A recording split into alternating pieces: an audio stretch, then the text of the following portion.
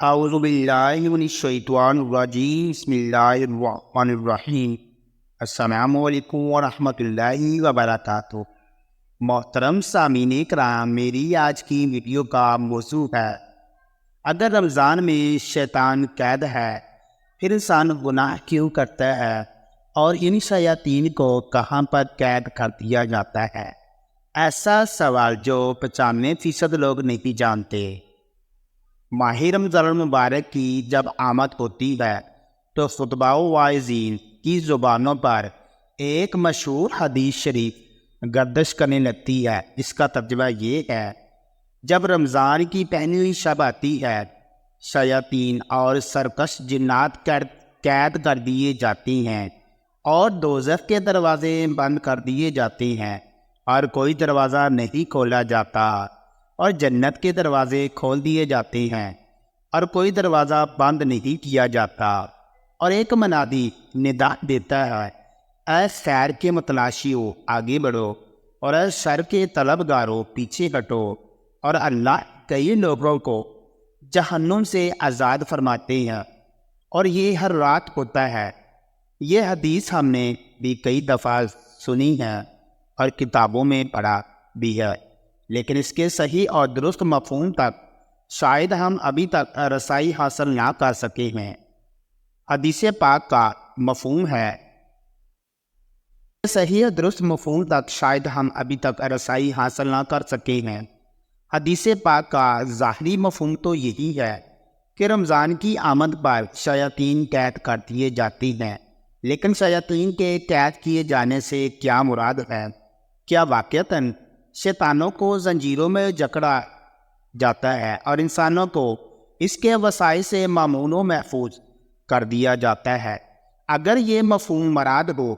تو یہ سوال باقی رہتا ہے، پھر انسانوں کو معصیت اور نافرمانی اور برے کاموں پر کون سی چیز آمادہ کرتی ہے؟ کیونکہ ہم دیکھتے ہیں کہ بہت سے انسان رمضان مبارک مہینے میں بھی معاصی و ذنوب میں ملوث ہوتے ہیں،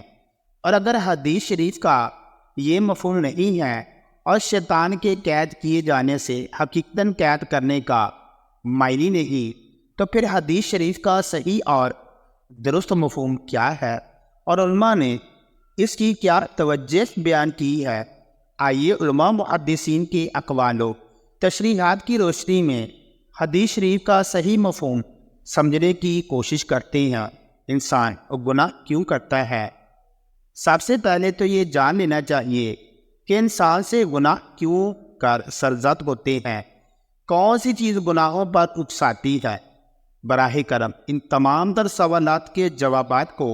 مکمل طور پر قرآن و احادیث کی روشنی میں جاننے کے لیے ویڈیو کو آخر تک ملاحظہ فرمائیں۔ انسانوں کو گناہ و معصیت کی دعوت دینے والی دو چیزیں ہیں۔ اول تو شیطانی وسائس ہیں۔ شیطان ہر ممکن کوشش کرتا ہے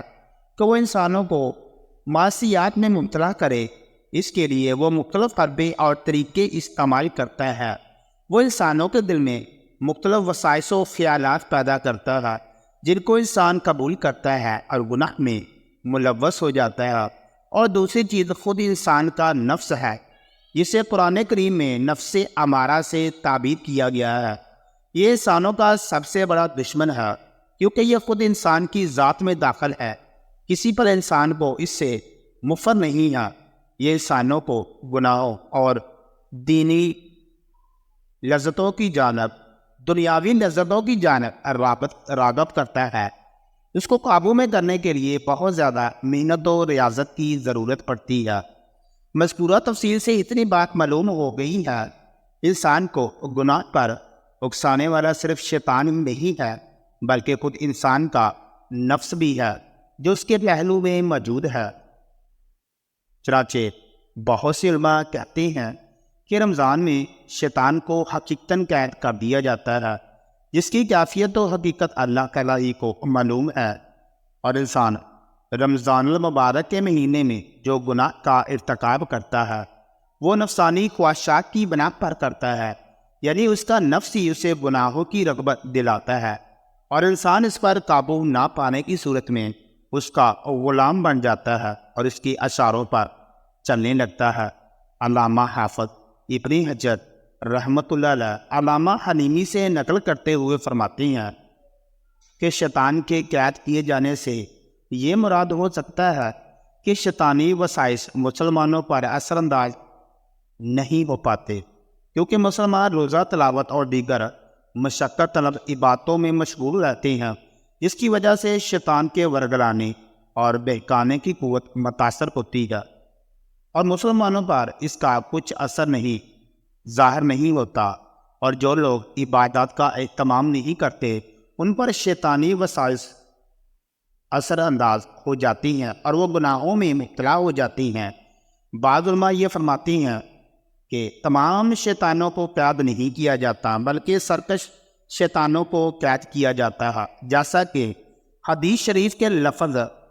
مردات سے معلوم ہوتا ہے، یعنی عام شیطان مبعوث نہیں ہوتے ہیں، وہ بدستور انسانوں کو ورگلانے اور بہکانے کا کام جاری رکھتے ہیں، اور انہی کی وسائس کے دام میں پھنس کر بہت سے لوگ رمضان میں گناہ کے مرتکب ہوتے ہیں۔ بعض علماء کہتی ہیں کہ شیطان 11 مہینے انسانوں پر اپنا اثر ڈالتا رہتا ہے، اور یہ اثر انسانوں کے اندر اس قدر راسخ اور مضبوط ہو جاتا ہے کہ شیطان 1 ماہ قید بھی رہے تو اس کے ڈالے ہوئے اثر کے نتیجے میں انسان گناہوں میں مبتلا رہتا ہے۔ شیخ ابن عثیمین رحمۃ اللہ علیہ سے جب اس کے متعلق دریافت کیا گیا تو آپ نے فرمایا کہ یہ حدیث ان امور غیبیہ میں سے ہے جن کے متعلق ہماری شان یہ ہونی چاہیے کہ ہم اسے تسلیم کریں اور مان لیں، اور اس کے متعلق کوئی کلام نہ کریں، کیونکہ یہی مسلمانوں کے ایمان و اعتقاد کی حق میں بہتر ہے۔ چنانچہ جب حضرت عبداللہ ابن احمد بن حنبل نے اپنے والد امام احمد سے اس کے متعلق دریافت کیا تو آپ نے 2 ٹوک لفظوں میں یہ جواب دیا، یعنی حدیث میں یہی ہے، اس کے متعلق کسی کلام کی گنجائش نہیں، ہمیں تسلیم و تصدیق کرنا چاہیے۔ امید کرتا ہوں کہ میری آج کی ویڈیو آپ کو پسند آئی ہو۔ اگر ویڈیو پسند آئی ہو تو اس کو لائک اور شیئر کریں۔ مزید اسی طرح کی ویڈیوز دیکھنے کے لیے ہمارے چینل کو سبسکرائب کریں، اور کومنٹ باکس میں اللہ تعالیٰ کے صفاتی